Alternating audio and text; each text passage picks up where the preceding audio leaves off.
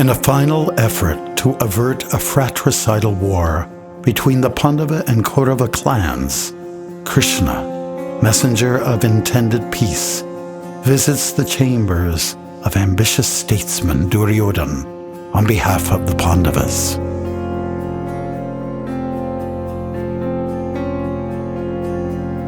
In his obstinacy, Duryodhana refuses to uphold former agreements, which leads to an explosive exchange.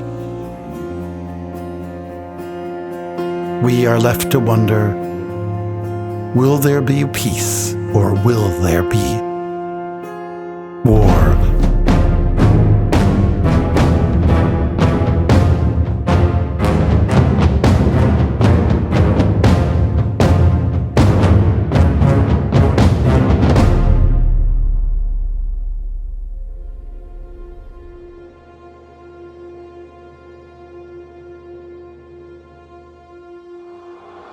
My heart, it seems, has dispelled its wrath in the joyful thought that this festival of battle has at last arrived. I long to mar the faces of the champion Tuskers and the Pandava force by hacking out their ivory pestles.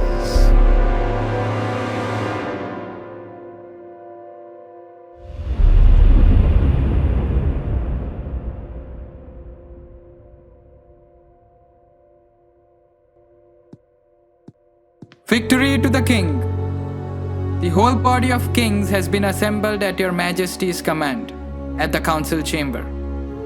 Well done. I shall make my appearance. You may retire within. As your majesty commands.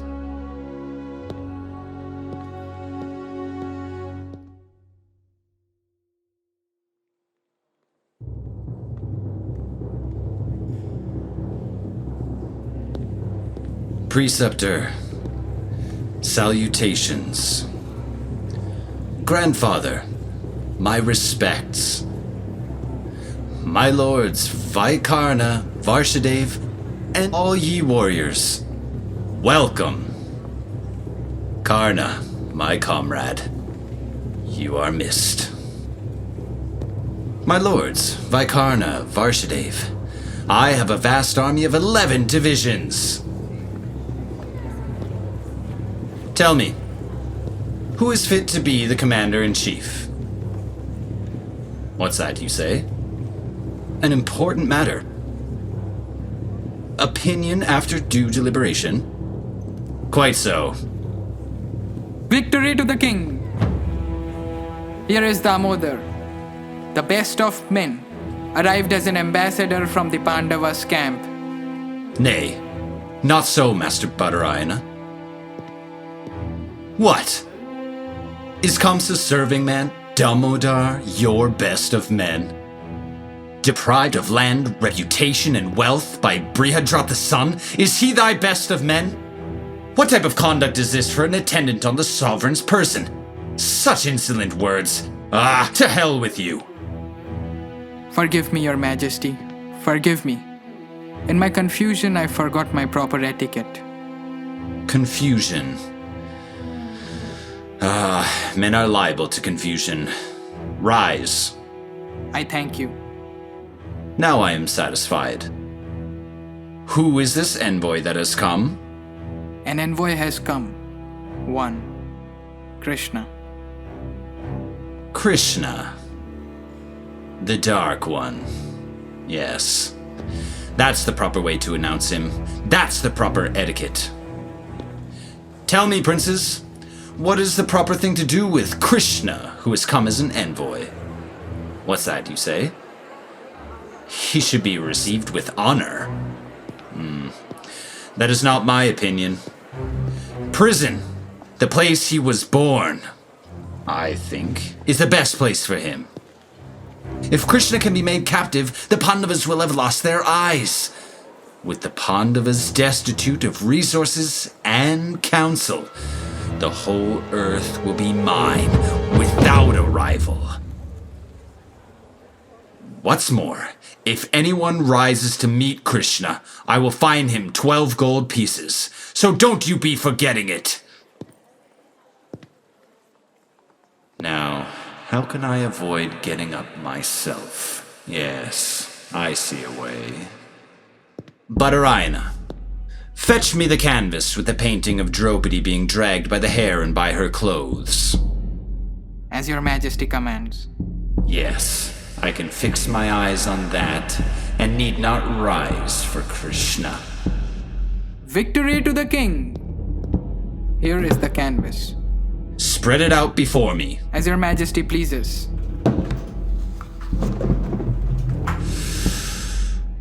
Oh, what a splendid picture. Here is Dushasana, my brother. He has seized Draupadi by the locks of her hair.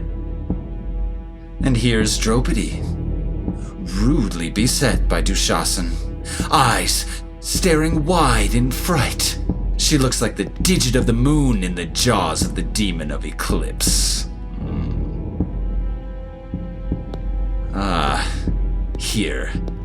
Here is the evil-minded beam.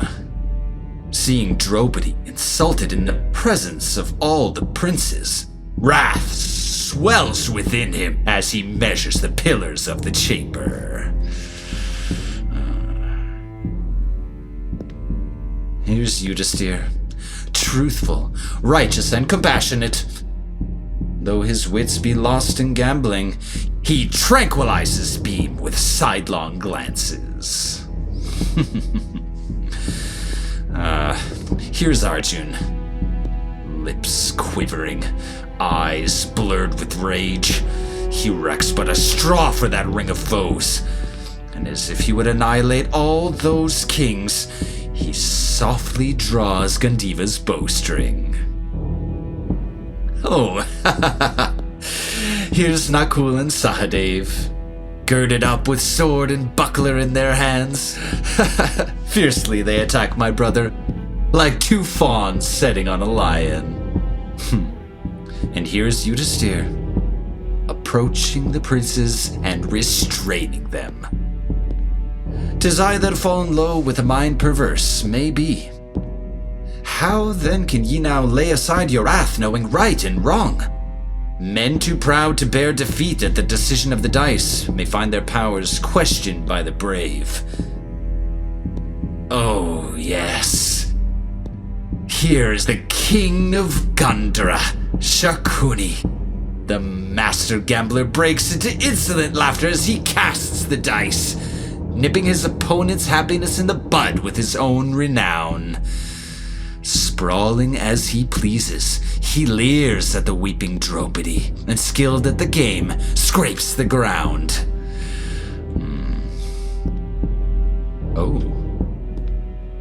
Here are the preceptor and grandfather.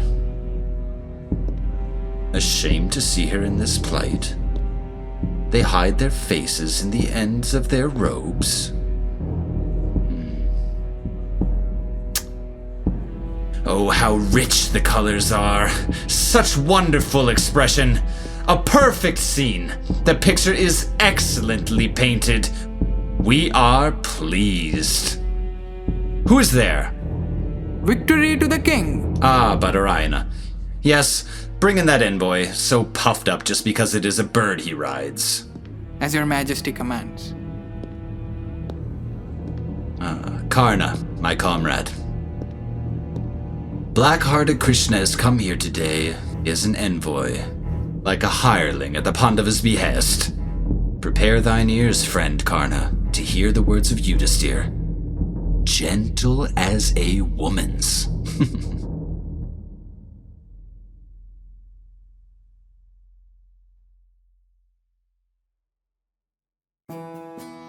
At the bidding of Yudhisthira, and from true friendship with Arjuna, I have taken on today the thankless role of envoy to Duryodhana, so overbearing in war and catching at what one has not said. The forest of the Kuru family tree will be blasted in the battle by the fierce gusts of Arjun's arrows, fanning flames of beams' ire. His wrath is fired by the shaming of Draupadi, and ever he bears the terrible mace to crush the broad foreheads of elephants in the foeman's host. Alas, this evil-speaking, virtue-hating rascal Duryodhana, ruthless to his kinsmen, will not do the thing he ought, even on seeing me. But Orion, am I to enter? Why? Yes, Krishna may be pleased to enter.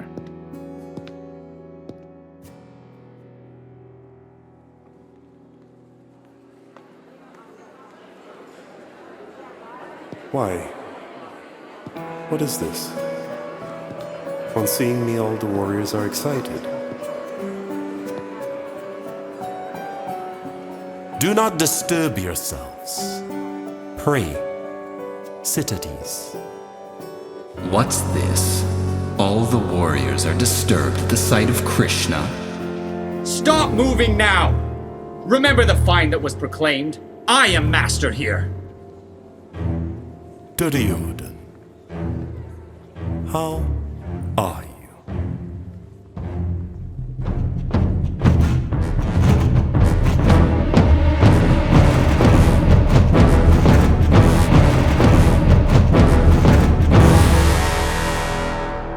It's clear enough. Krishna has arrived. Boldly I made up my mind, and firmly I stuck to my seat. But by Krishna's power I have soon fallen off. This is a tricky messenger. Here is a seat, Master Envoy. Pray be seated. Preceptor, take your seat. Bhishma and other princes, sit down at your ease. We too will sit.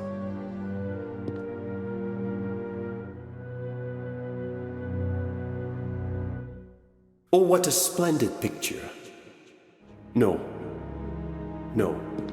No, it is a painting of Draupadi being dragged by the hair and clothes. And here, forsooth, here is Duryodhana. In his childishness, he thinks the shaming of his kin a deed of valor. Who in the world is so lost to the sense of decency as to expose his own crime in an assembly? Let that picture be removed!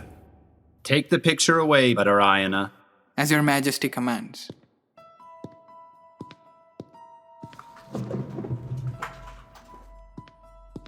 Say, Master Envoy, are they all in health?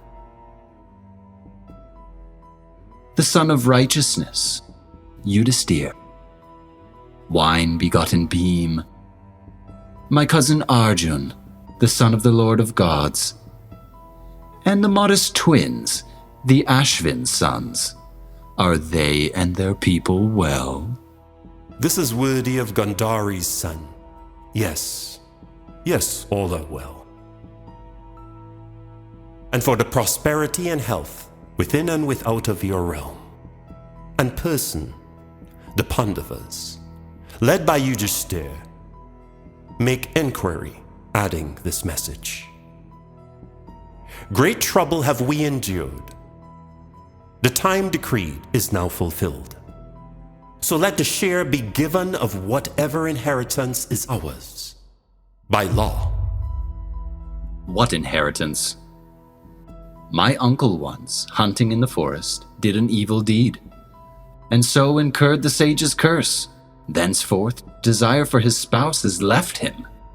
How shall there be patrimony for the sons of others? To you, so versed in family law, I put this question. How did thy father, Dhritarashtra, with multiple handicaps, succeed to the kingdom? Nay, do not make this claim. By the waxing of mutual enmity, the Kuru race will soon be but a name. So restraining wrath, your highness should do what the Pandavas request with all affection. Master Envoy, you know nothing of state affairs. Kingship belongs to brave princes who defeat their foes. It never goes by begging in this world, nor by charity to the poor.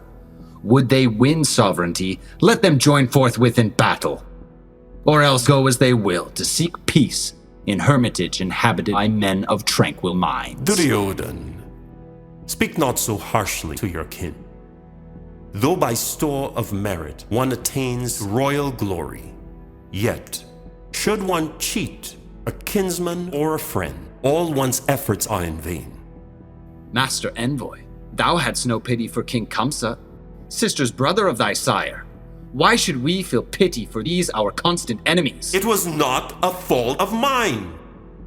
Many a time had he brought sorrow on my mother, and imprisoned his own old father. So was he slain by death himself. You cheated Kamsa in every way. Duryodhana, the bravery of the politic regards the place, the time, the situation.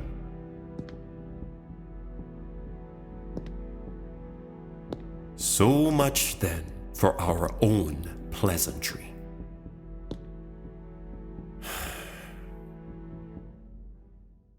Come now for my errand. Show affection to thy cousins. Forget their faults. An alliance made with kin is good for both the worlds. How can there be kinship twixt mortal men and sons of gods, the Pandavas? This is grinding what is ground. Enough!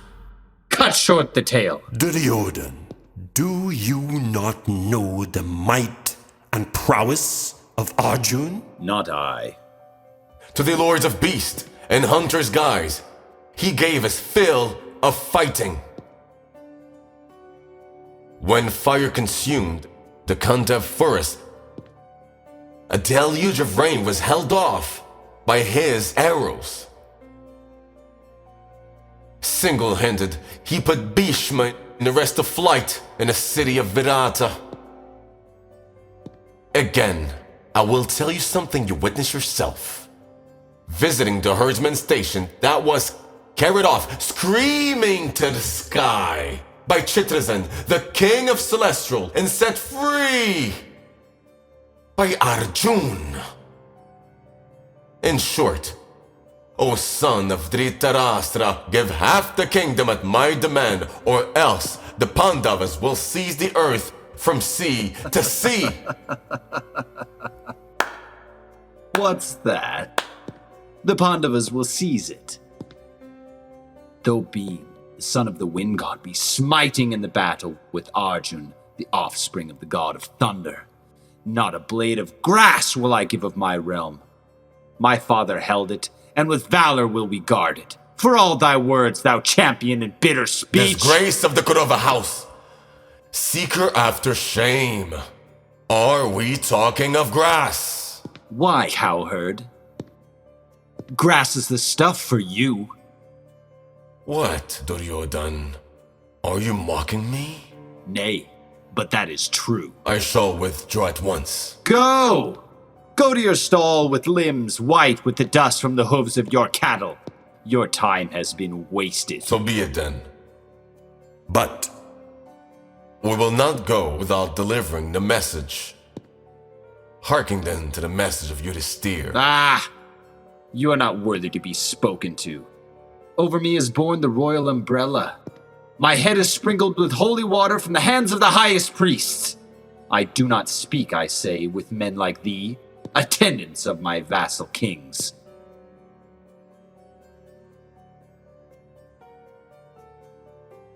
Thou cheat, ruthless to thy kin. The Kuru house shall come swiftly to destruction on account of thee.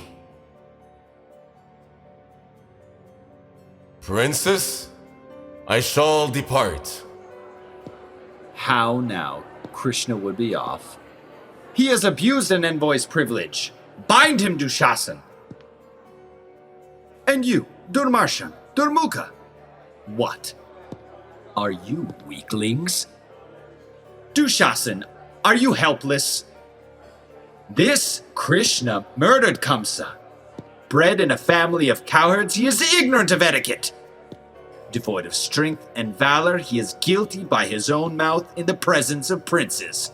Straightway let him be bound. Ah, this man is a weakling. Uncle, you bind this Krishna.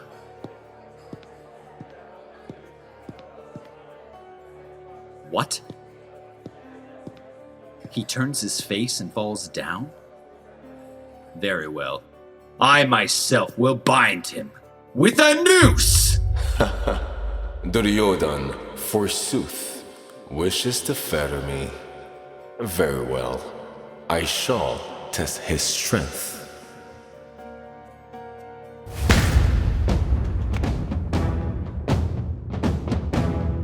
Master Envoy, today I'm going to bind thee amidst the host of kings. Makest thine own magic, or divine magic all around.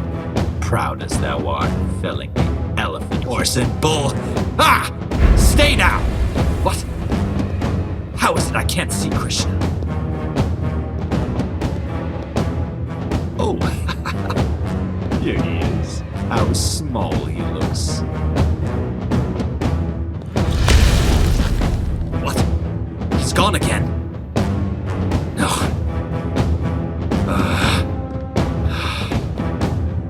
There he is. Oh, there are Krishnas all around the council chamber. What do I do? What do I do? Yes, I have it. Princes, do each of you find one Krishna.